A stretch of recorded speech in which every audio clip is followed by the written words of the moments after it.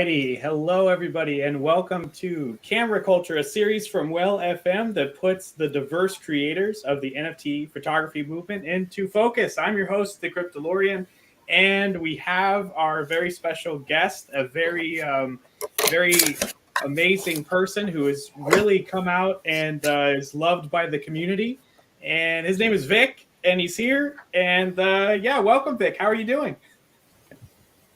Hey, DC. Thank you so much for the lovely intro, and yeah, doing good, and yeah, just like happy to be here again. It feels like I wasn't here for a long time and didn't get to like hear from other artists and from the community also. So it's really nice to be here and slowly get back into the whole NFT journey we are in. And yeah, thank you so much for the lovely intro, DC. Yeah, absolutely. It's been a while since we had a talk. I mean, we had you on Addicted to Art about it was a few months ago, and you've been doing a lot of different things. Why don't you give us a brief introduction to who you are, because there might be some new viewers who don't know you yet, and I'm hoping they will get to know you because obviously your work is pretty awesome and you're a great guy. So give us a brief introduction of who you are, and then we could talk about where you've been the past couple months.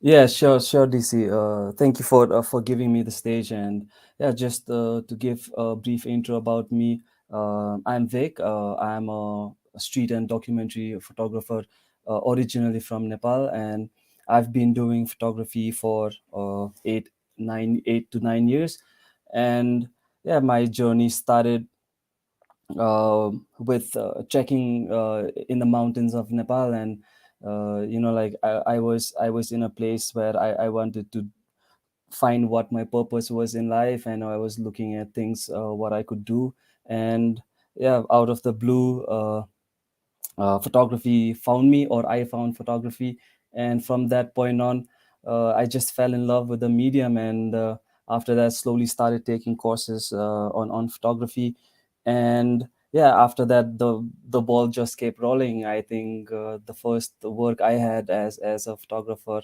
was working in bars, and as I was doing that, I got an offer to work for a local news agency here in Nepal as a photojournalist, and yeah, so I didn't actually know what kind of photography I wanted to do, because I love being in the mountains as well, and I always felt Nepal is a really beautiful place for it. But when I started doing photojournalism, and when we were focused on education a lot, so I used to get invited into a lot of schools for cultural programs the schools would have, and so that's when I started photographing people really, and I just fell in love with shooting people, and from that point on, I think I didn't need to choose anything. It was already chosen for me, and from that point I love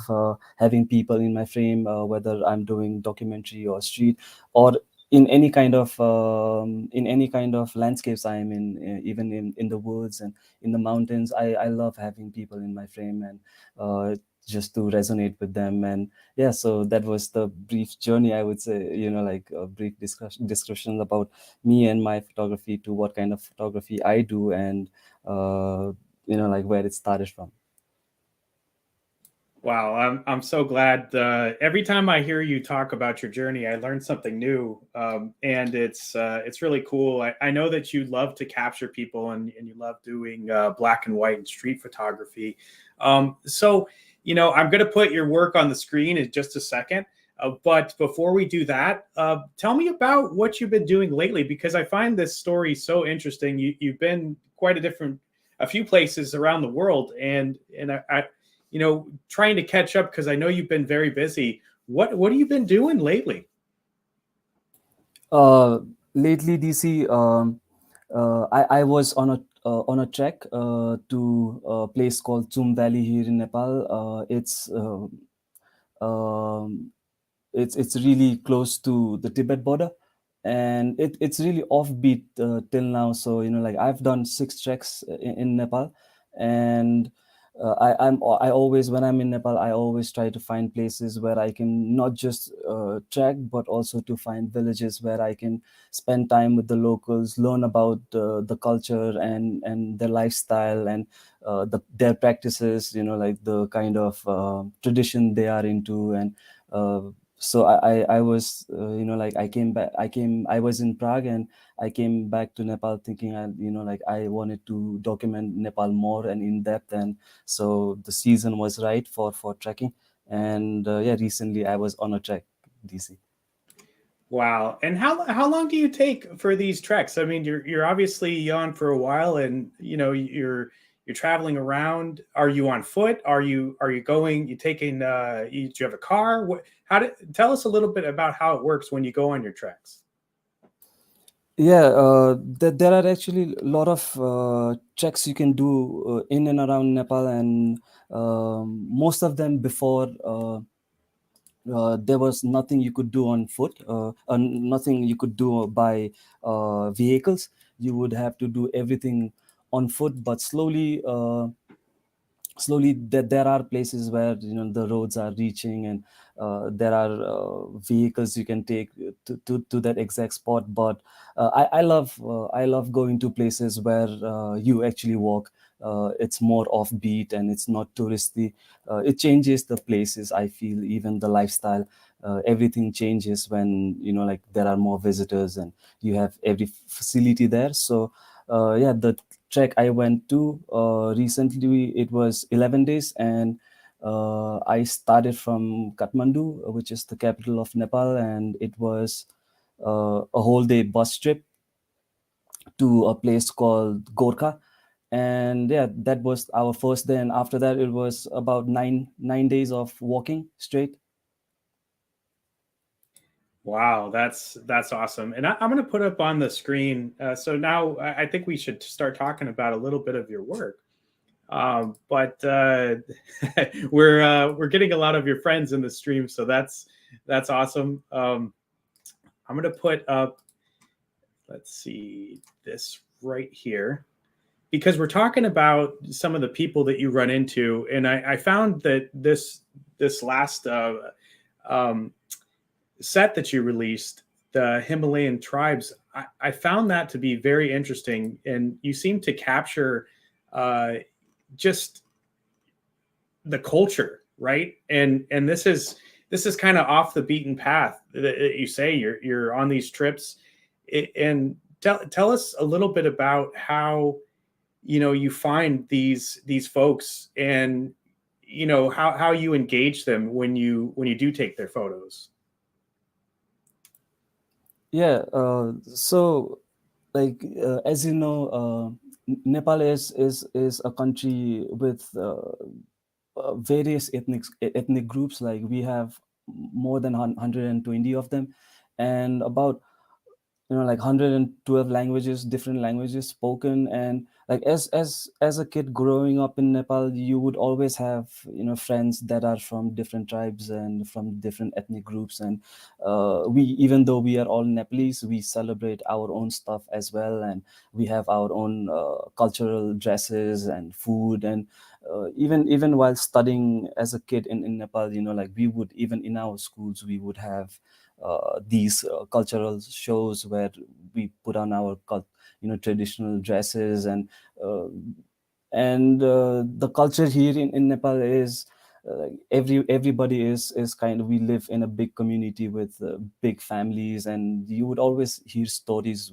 about different tribes living in different places. Because even though right now I live in Kathmandu, but my grandparents from my mother's side, they are not from Kathmandu. They are from uh, the Himalayas, like more like the highlanders of Nepal. And like so always heard stories from grandparents and stuff. And about different cultures and different places. And I was always fascinated with stories. And so yeah. And then when I got into photography, I always have had that stories in my head. And like I wanted to, I think when I started to really grow up, I got more into the the diversity of our culture, and I wanted to portray all of them and try to, like, say something that Nepal isn't just about one thing. Like, we have different cultures, and I wanted to have, like, spread this message out that, Nepal is more than mountains and Sherpas. We are different cultures. And so, yeah, and when I started photographing the subjects, it was usually because I was traveling a lot. I Even though when I was in Nepal, I always went with my friends to their villages, stayed there, and knew the community and stuff. So it was, for me, it was, I think, more of my how do you say it in English, when you are interested in something, like, so I had that in me. So for me, it's really easy to, like, in Nepal, for me, it's really easy to just walk up to somebody and ask them about their culture and where they are from. Because even in Kathmandu, usually people are not from Kathmandu. Like, they have their ancestors from different places and stuff. So I love hearing their stories, and I try to connect people with their stories. I ask them a lot of questions about where they were from, or how is it in their village. And and when you strike up that conversation, I feel people are uh, at ease with you, and they start having conversations with you. And when you finally have all the stories in place, and you hear about stuff, I ask them, like, if I can take a picture of them. And yeah, about this Himalayan tribes, like, most of them, like, some of them, they are, like, I did ask for permissions when I took the pictures. And but some of them were just caught in the moment when I was traveling around, and I would just see that person walking by, and I wouldn't have this opportunity to talk with them and just snap them while, like, they are walking away, or while I'm walking with, like, my trekking buddies and stuff. So yeah, so these are the ways that I approach people here in Nepal when I wanted to take a picture of them. And so yeah, this is how it goes, DC. Wow, I think they are. I think they're very fascinating. Every person is, and every shot is really well done, and you have a mastery of capturing a moment with somebody, and it really is interesting that their expression. There's even this particular one that we have on the screen. You could kind of get this sense that you know, either there's some sadness or some deep thought going on here, and it's interesting. I mean, you could just kind of get a feeling, but it's the moment that you capture. And how do you? I mean, I don't know how many shots you take per person. Maybe maybe you could explore that with us a bit, but it's just I want to know how many times it takes to get the right shot for you, and how do you choose the right one, and the last question, the total of three, is how much editing does it take to get it this crisp and clear. Obviously the composition is fantastic here, um, but yeah, so three. Sorry. Yeah, yeah, it's completely okay, DC. And yeah, I love how you ask questions and you put things into, like, in a way that I can, like, go on by point, and tell you about my process. And yeah, some of the shots, uh, from those collections, like, I take 3 4, depending on the situations, because most of the portraits I've done for Himalayan tribes, and the ones I do in Nepal, I'm doing pretty much outside. So, like, I cannot control so many things, like, you always have. And Nepal is a very lively country with the whole life outside in the streets. And so you always have, like, a lot of movement. And sometimes the frame isn't there at all, like, the person moves away, or there is somebody standing in front of your subject. And so you gotta be really really quick as well, like you just see like the way I try to find that the person that I'm interested in is like it's something I think from instinct, like I just see them and I resonate with them, I think, as a human being, like from a human to another human, because it's mostly about the photographer as well. And sometimes I'm in different moods, like sometimes I'm looking for answers, or I am searching for something. And when I see somebody that I really resonate with, or the feelings that I'm going through, I can see in their body language or their posture, then I always think that, yeah, this is the picture I want, this is the emotion or the mood I want to portray.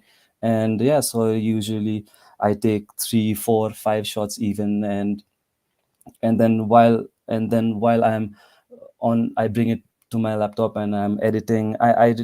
Really have to choose depending on, like if there is disturbance in behind the image or not, and if the expression is not the way I want it. I've come walked away with sometimes in like zero images, just because the expression wasn't what I want it to be. And so I really want to do justice with the people that I've shot, you know, in my images as well. It's not all about me. I want to do justice to them as well. So it's a really really difficult process for me to choose. It is always hard process. It's never easy.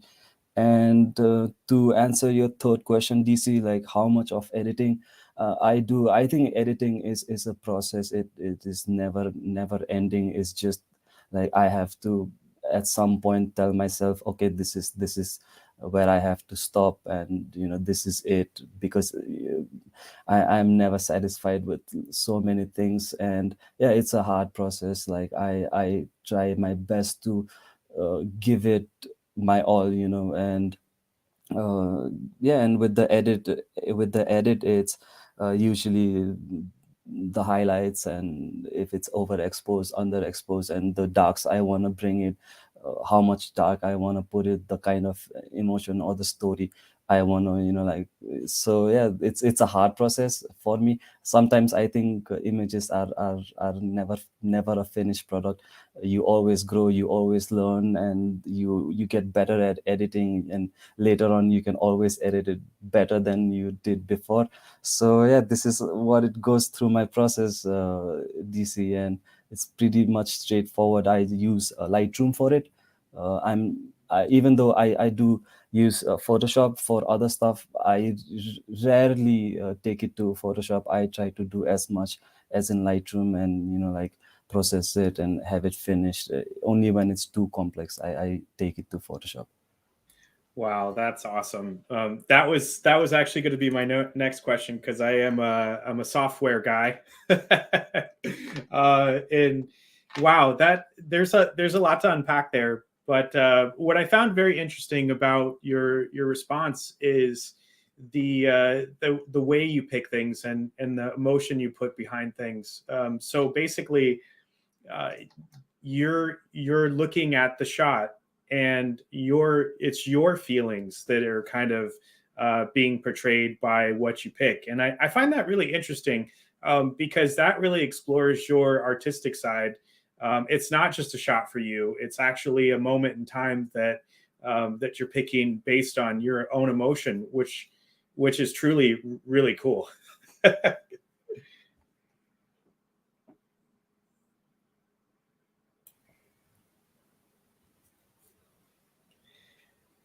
Oh, you still with us, Vic?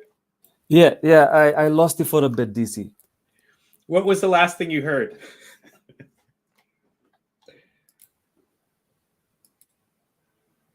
I lost you when you spoke. Oh, okay. Yeah, I was just saying that I love the way you pick the shots, because it shows that you put your emotions into it, and it's your choice.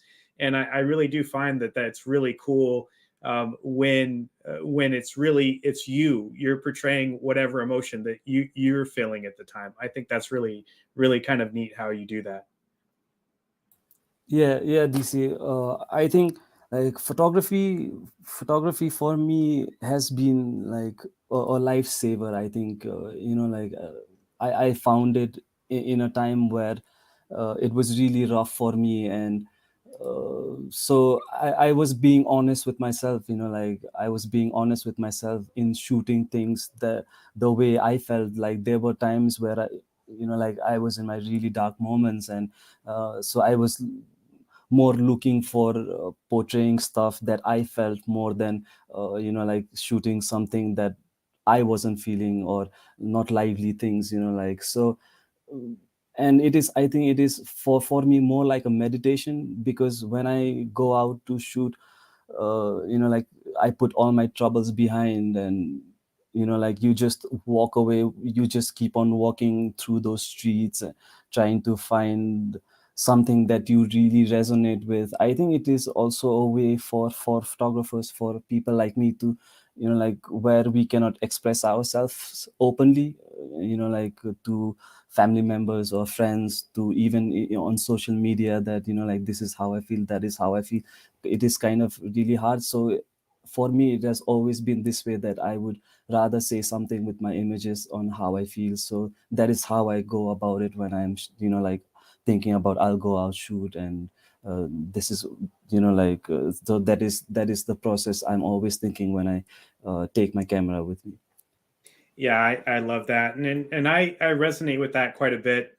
It's I have a hard time, and always have had a hard time of expressing, my feelings personally as well, and it's easier to do with something that you create and put together. And yeah, I really think that that's a very awesome process that you have.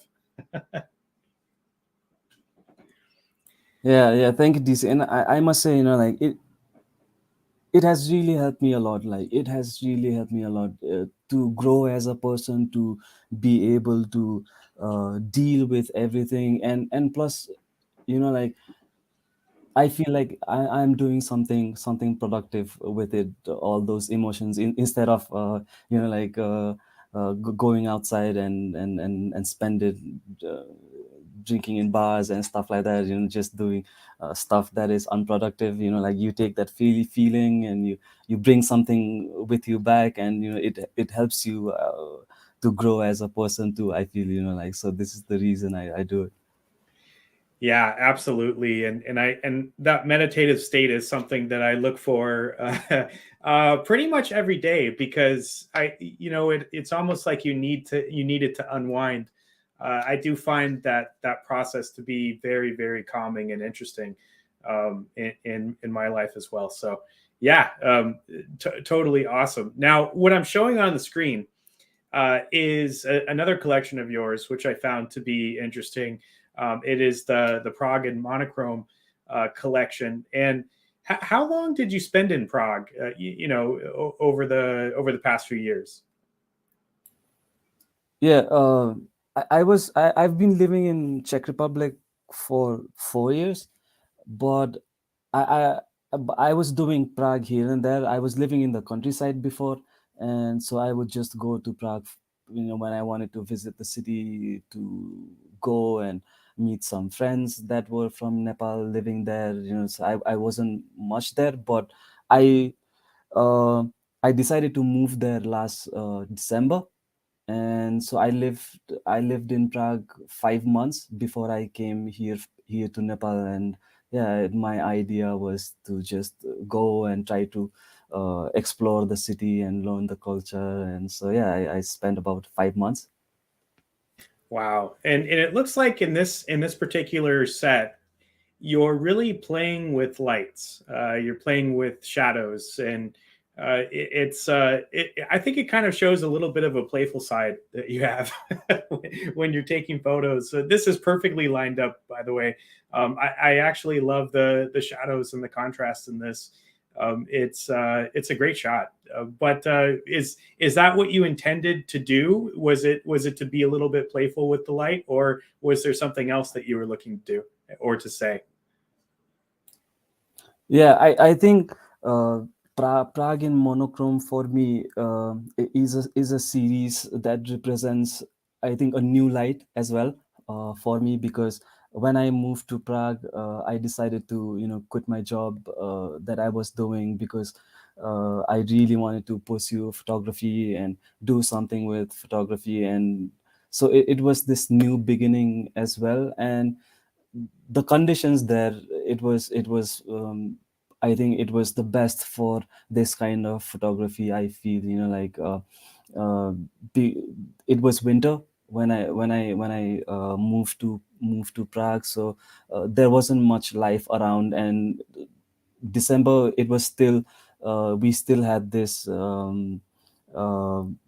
restrictions on from COVID. Like there wasn't much visitors that were in Prague. And so you would always, and the architecture is beautiful. The architecture in Prague is beautiful there. And during the daytime, it was perfect. Like you would have this sun, or even in early mornings you would have this light bouncing off from different buildings, glass. And so you would always have this streak of light. And so I think I did most of my light and shadow in Prague, because the place is just perfect for it, with the architecture and how everything falls down on the street with people walking by. And so yeah, I think it was a new beginning for me as well. And I think it shows on the pictures, that for me it was a new beginning as well. Like slowly coming out of the dark and into the light, and you have this new life like forming there. And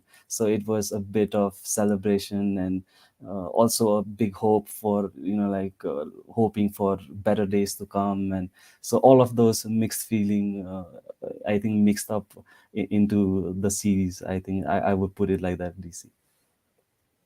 Wow, I love that, and it definitely shows a different side of your work. It's similar to, I mean, the Himalayan as well. I mean, all of your work kind of shows that that you're on a path, and each.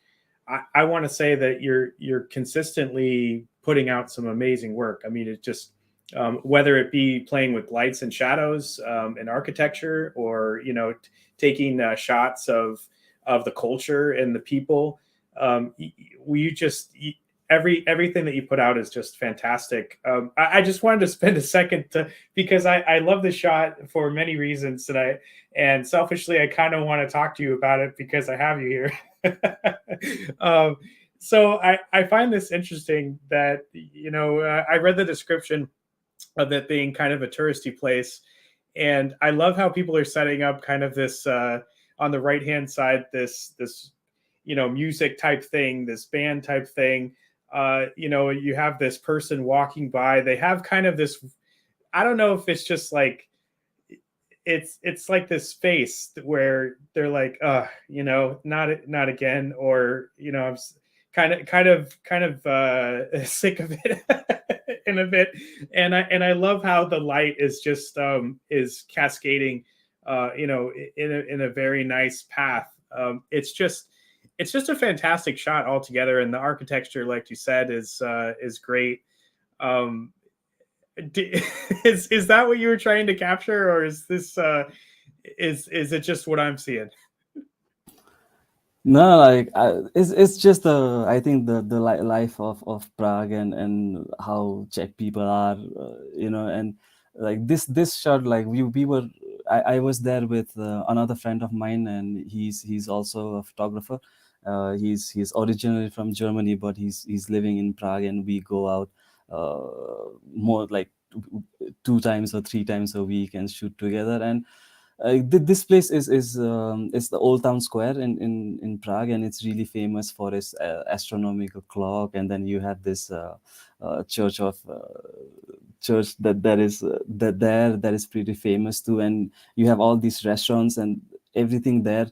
And during the afternoons and evenings is different vibe. Like there are so many tourists there with chairs and tables outside, people drinking beer. And but in the morning, and one thing about Czech Republic is especially in Prague, like they are always building something, they are always destroying something, they are always building something. So when I walked up to this one, I could see that there was this light there, and that there were this four people there. I think they were working on s- the streets there, and it was just the moment. And I saw this girl coming by, and I was thinking, I didn't have this opportunity to talk or ask them anything, but what I thought was, maybe she's going to her school or uni or everything. And I just liked how, like, the architecture is there, the city is there, and there is something happening on the side that is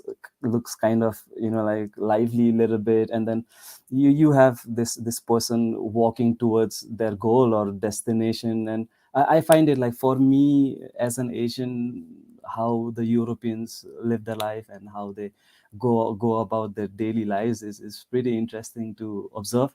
So when I saw this, like, I was pretty I thought to my, this would be a really interesting frame as well, to catch the atmosphere a little bit of the city when there is not many crowd, early morning vibes. And so that was how it went. It was an early morning, and I'm really happy with the image. Yeah, yeah. Thank you for sharing that. Sorry, I I think it's cool, and I think we really, when we talk about a single image, which I want to do more of on this particular show, because I think it really opens up the doors of how you're thinking when you take the shot, and what you're trying to capture. And I'm glad you explained it, because I originally thought that these were musical instruments on the side, but yeah, now that I look even closer, it is construction type work. And I love seeing the expression of just someone going to school, and what a moment to capture. And again, I go back to how you take your shots and how you pick your shots. It really explains. There's like a story behind each one of them, and I think that it's fascinating. Yeah, I mean, we saw these a little bit earlier as I scrolled down when you were talking about a few things, but it really, your shots really do portray what it's like to be there, and I find that really fascinating. Yeah, I think, like, to be, like, what I really want to is not just me being there, but I want the viewers to feel like they are there as well. Try to feel the light, the warmth of the light in the winter, like when you have really cold weather. And like that, there is this light that hits you, it gives you this warm feeling. So it is always my biggest goal, that the viewer will get to experience or feel the kind of emotion, or like, how is it there to live, or what is the daily, how the normal people there live their life, or catch a glimpse of the city or the country or the culture. Like, it has always been my goal, and I always try to do my best to put that in my images. Yeah, I love that. I love it. So Vic, transitioning a little bit, as I'm gonna keep showing your work, but you've been in the NFT space a while. So let's talk a little bit about how you're feeling today in NFTs. So maybe talk about your experience thus far, and how you're feeling right now. For for me, I think to jump into NFTs, when I did, it has been a big learning curve for me. I never had this, the when I started photography. It was, I took a 3 months course here in Nepal. It wasn't this big fancy university or nothing like that. Like, I just had one mentor, and he gave me the basics, and everything was, I did it by myself. uh, Learned it on YouTube or through books. I never had this opportunity to really talk with uh, other artists that I've been doing it for multiple number of years on a professional level. And so when I got into NFTs, I was really raw. I would still I still say that I was really raw. I didn't know so many things, and for me, I always take things as a learning process.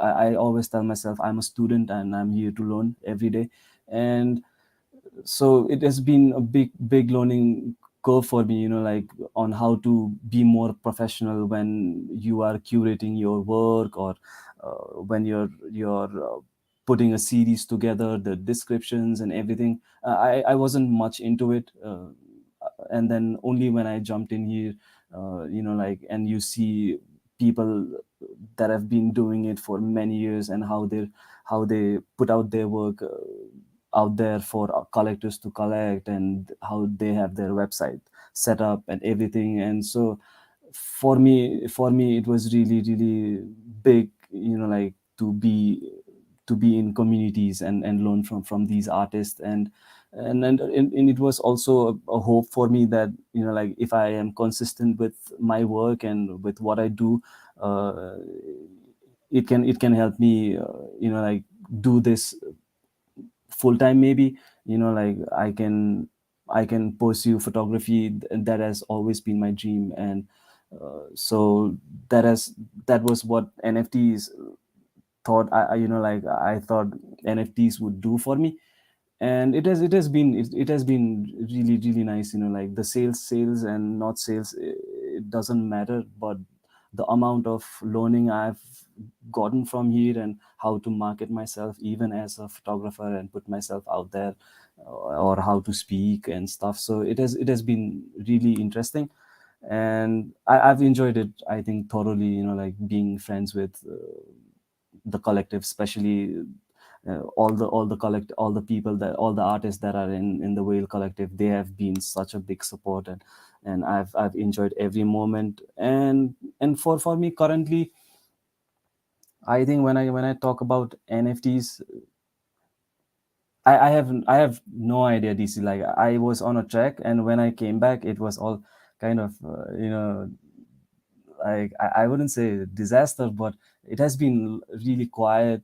It has been really really quiet. You don't see so many things happening, but it really doesn't make so much difference for me, because even though if I am not selling NFTs or anything, it is still helping me to put out, like, do my work and do what I was doing before NFTs. It was photography as well, and it is still a learning curve. And to be with fellow artists and learn from them as well, it's been huge.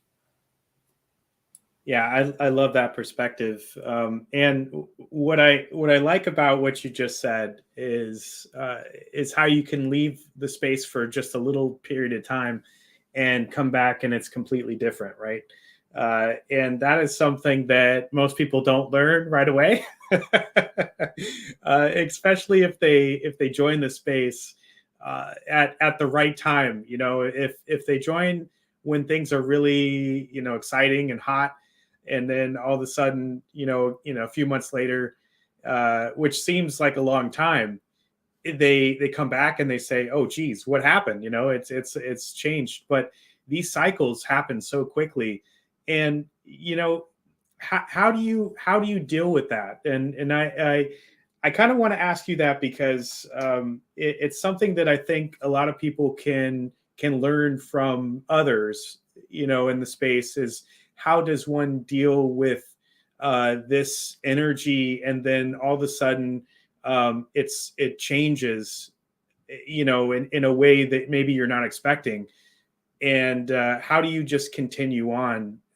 So I'm interested to hear what you have to say, being that you've been here a pretty decent amount of time now, but not long enough to really go through a bunch of these cycles. Yeah, yeah, DC. Like, I'm not definitely. I haven't been long enough. Like, some of the OGs here, like Paul or Mustafa. They love hearing that they are OGs. But yeah, like, I would say, just to be able to continue is because I feel like I I am still learning, like photography is a journey as well, just like I think NFTs. And so it is also a time for you to, like take that break when nothing is happening, and like focus more on other stuff as well, like go outside, make think of projects and do projects. And it also gives you an opportunity to branch out in real life as well, I think. When times are like this, like you go out more, try to make connections outside, you because you want to put out more, you want to put out better work, and like find clients and everything. So it doesn't it for me, I think it doesn't really affect what I am doing. I will always continue to do it regardless if the market is going up or the market is going down. Eventually, maybe eventually it will come back. And but the thing is to be keep being consistent and keep making work out there, and like learn new things, meet new people, and just continue with your journey. Because I felt, if I don't do that, then I'm constantly burning myself out. I'm like I don't have motivation to do another series or another work. And so I really don't try to think as much in terms of the market going up and going down. I just think in terms of what other project, next project I can do, which place I can go, what kind of photography I want to experiment on, something like this. So that's how I keep sane, and like continue with the work. And the best thing has been to keep those connections with the people you've met here on Twitter.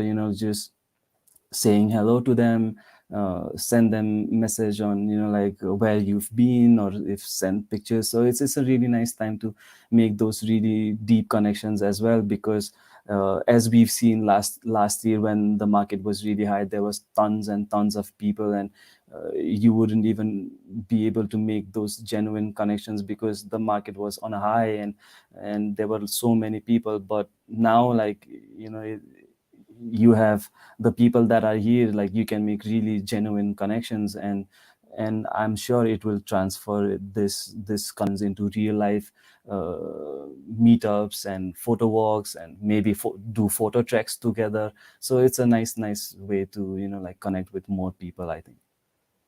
Yeah, absolutely, and that's a really good perspective that you have, because the fluctuation.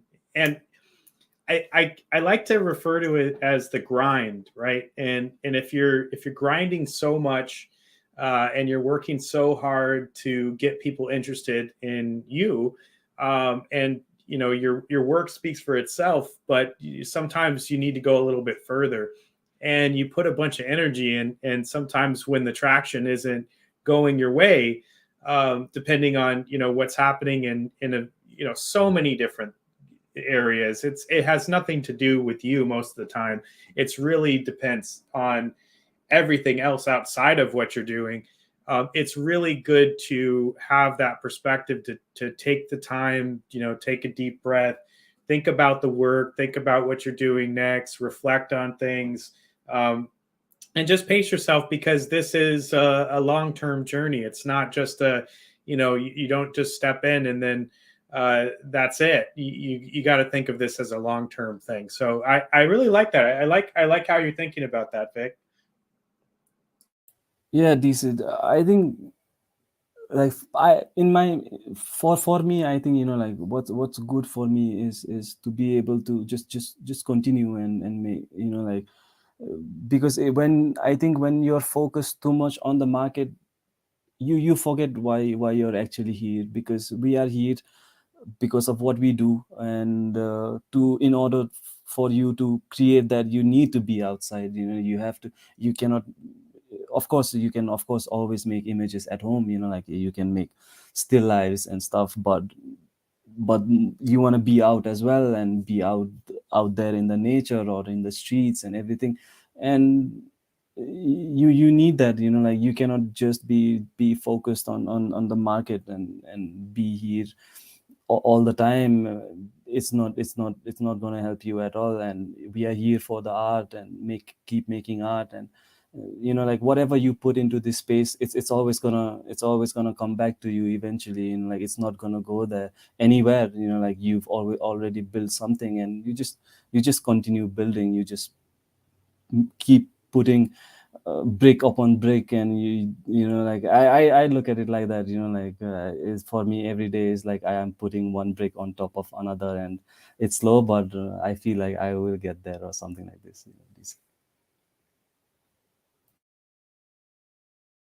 Yes, absolutely. And so I want to do the Poe app real quick, and then how about we do a few rapid fire questions for you? Yeah, DC, yeah, I'm down for it. I'm always looking for the Poe app as well, and yeah, like I'm definitely down for it. Okay, so the Poe app, everybody get your phone out. I'm doing this at the same time. I'm going to the Poe app, and I'm going to go to that mint button and the secret word. Okay, so the secret word today is moments from life. All one word. Moments from life. And it is minting. Yeah, it's looking pretty good. So moments from life.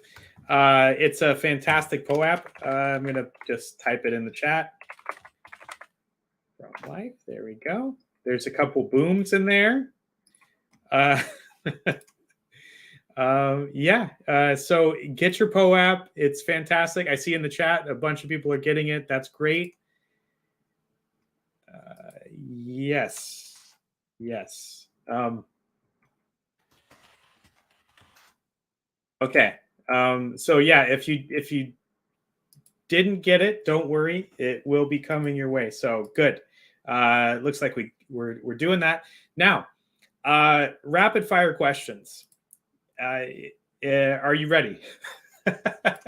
Yeah, DC, I'm definitely ready for it. And I just saw Mustafa wrote in the chat that the secret word should be momos for life, and I agree with that as well. It's momos are definitely for Nepalese. It's not a food; it's an emotion for sure. And I'm a huge momo lover as well. And yeah, next time I would definitely have it momos for life. Momos for life. Yes, that is much more appropriate. Thank you, Mustafa, our resident alien flying around the universe and telling us all kinds of great tips that we can use. Okay, so it's going to get a little bit crazy here. So I want to know your opinion on Instagram NFTs. Oh, that's a that's a tough one, DC. Like, if I just think of it, think from like a perspective of a photographer, I feel like the platform is big. You have those huge amount of numbers of audience there, so it can be really good for you to like that platforms like Instagram and Facebook will have it there, so it can really be another opportunity for artists to be able to put their work out there, or like get followings, or even sell prints and stuff like that. So because it is a free advertisement for you, and it is people follow the hype, and when people hear it, like this is going nuts and this is the new thing, so it can be something like this. But like, I'm pretty skeptic about Instagram as well. Like I'm not sure where it's gonna go or how they're gonna do it, but I look forward to it. Like of course there are bad things about it as well, but there will be some positives as well, I think. And if we are really serious about it, it can open a lot of doors for artists, no doubt about it. Yeah, I love that perspective. I think it does. I agree with you. So I think that some of it is going to be good, and I think of some of it's going to be bad. Um, but in the long run, I think more adoption is a good thing. But I always worry about saturation of a market. So interesting, but theoretically, right? So I think that having a bigger market, even though it's getting saturated with more people, more artists, right? I think that maybe the buyers come in a lot more too. So I think there's kind of a balance there, and it might change the way we think about art and the art market, forever. So really, really interesting. Next question: royalties. What do you think about platforms and royalties? Them trying to either exclude royalties or push royalties no matter what. What would you say is the balance there? I think I am still kind of lost in this, because I was on a track when this thing started to happen, and now I'm back, and I see a lot of posts that threads from platforms that they want to have royalties, and they are for the creators. And me, I think I'm a big yes for creatives having those royalties, because uh, it can really help the artist, like, and they deserve it, like, we put our blood, sweat and tears, our soul in it, and like, sometimes the market is too young to give the right value to the work. And when you have royalties, like, later down the road, like, you get what you deserve. And I think creators, that for me, it's a no-brainer for creatives to have royalties. Yeah, I agree with you there. I think it's using the tech properly. I mean, for the longest time, we really couldn't get royalties out of anything, right? And some may argue, hey, well, when you sell a print and then someone sells your print or your piece, your one of one art, the artist wouldn't get it that way. But I think we've come into a time where we could. I mean, if you could, as an artist, sell a physical piece and keep getting, you're probably going to do that. So why wouldn't we use the tech, honestly, and make sure that the artists get supported? Because you hear the term starving artist a lot, and when that's a full-time job for folks, how are they supposed to make money and keep going? And how are we supposed to keep seeing their beautiful pieces if they can't get funding for it? And a lot of people struggle to get funding, and then it becomes this kind of a battle between artists to try to get the funding from different places. So I really think that this is a great way. And when I look at the traditional space, and I compare it to the NFT space, because I went a little bit backwards, in my knowledge of how the traditional space worked. I learned about NFTs in the art scene over here first. And then I learned about what the traditional space was doing today, which I found really fascinating. That some of these galleries take 60% of your income, and I'm shocked. I mean, I just can't believe that that's happening. So when I look at the NFT space and what it means for artists in this world today, I think it's a huge step in the forward in the technology, and I think it's a major disservice if we take that away. So yeah, I think we're both in agreement there. Completely, I agree with you, DC. I think you just said everything that was necessary, and I totally agree with it. That's awesome. Yeah. So one more question before we go. Where what's okay, what's next for you, Vic? Because I know that you had the Himalayan season or series, I'm sorry, recently, and I know you've been traveling. So what are you working on that we may see in the next couple months? Yeah. For the last six months that I'm here in Nepal, I've been documenting a lot of Kathmandu as well, because I think I've always been this kind of person. When somebody says don't do this, I do it two times, just to annoy them, or any something like this. So I've heard a lot of stories from, even from friends that are photographers that are here in Kathmandu. They always said, like, there is nothing to shoot in Kathmandu. There is nothing to shoot in Kathmandu. And so I've been shooting a lot of Kathmandu, and the people and the culture and the architecture here as well. So I will definitely be working on doing something with the images that I've done from Kathmandu. And uh, recently I am working on the pictures that I've done on the trek on to Tsum Valley. And I feel it's a beautiful place. So I will definitely be working on my next series that will be from Tsum Valley. I want more people to know about Tsum Valley and why it is important. One of the reasons I can share why it is important is Tsum Valley is really fresh. It's still a fresh trek, I would say. Like, it opened to public in 2008. And the first visitors that arrived to Tsum Valley was in 2013. So not many people go there. And uh, so what is happening also is they are building roads. And I think in couple of years the place will definitely change, when everything gets there. Like, when you have all the roads and all the cars and jeeps and, like, bikes and everything. So all of that will change as well. So I will definitely work on this. And I'm going on track in few days to another place. So I will definitely have some images from Nepal.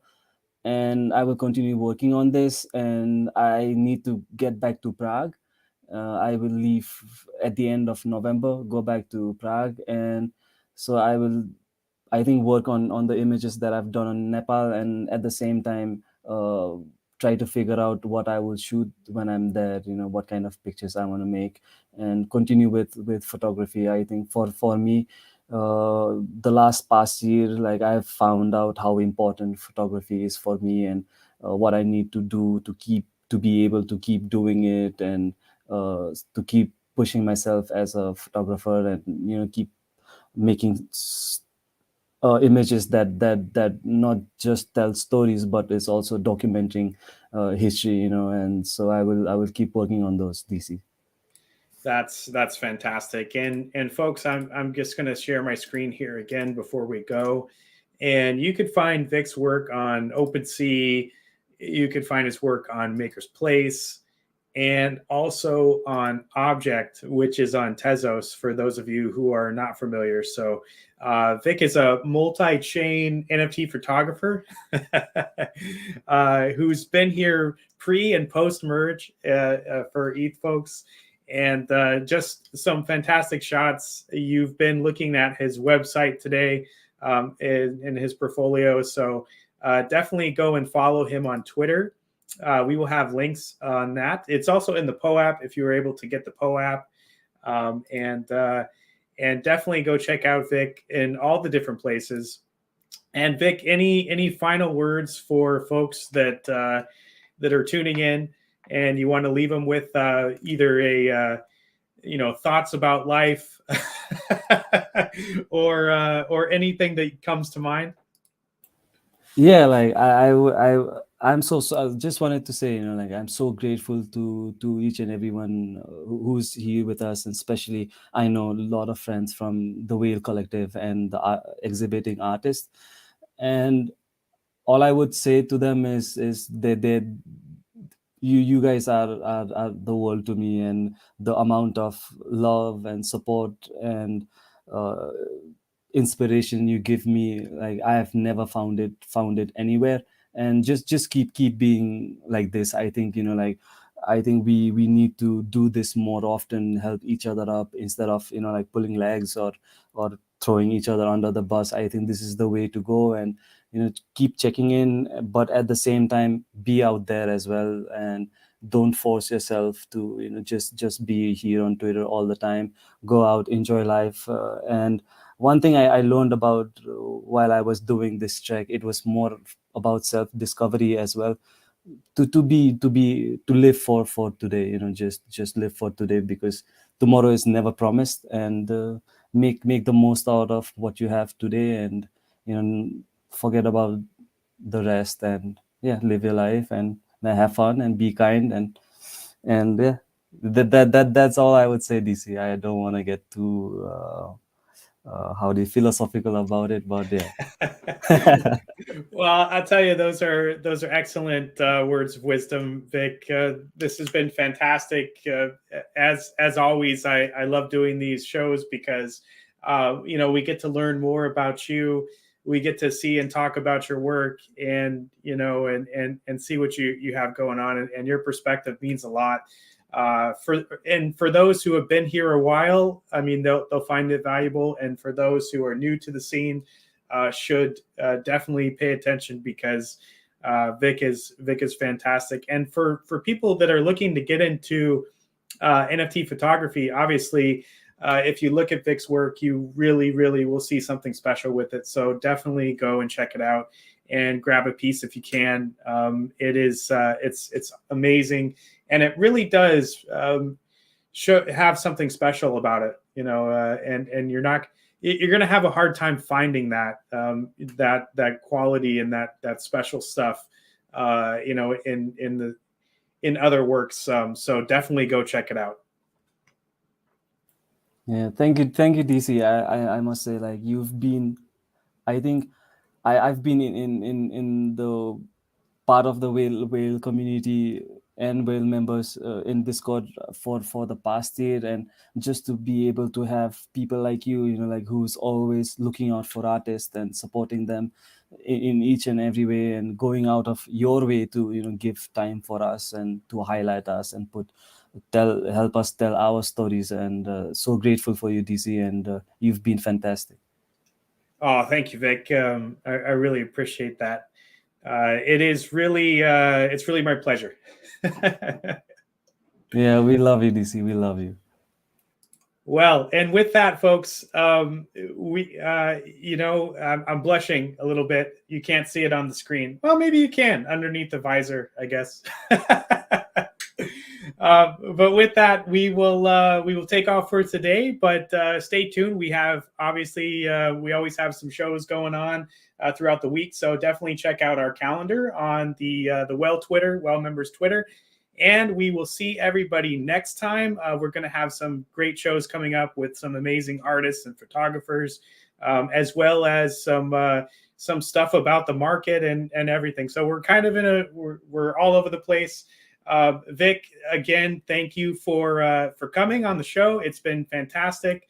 I know that the people watching this had a great time listening and learning about your story again, and what you're up to. And we really can't wait until until you release your new work, because it's always amazing to see what you come up with. And yeah, thanks everybody for watching, and we'll see you all next time. Yeah, thanks everyone. Thank you, DC. Bye, everybody.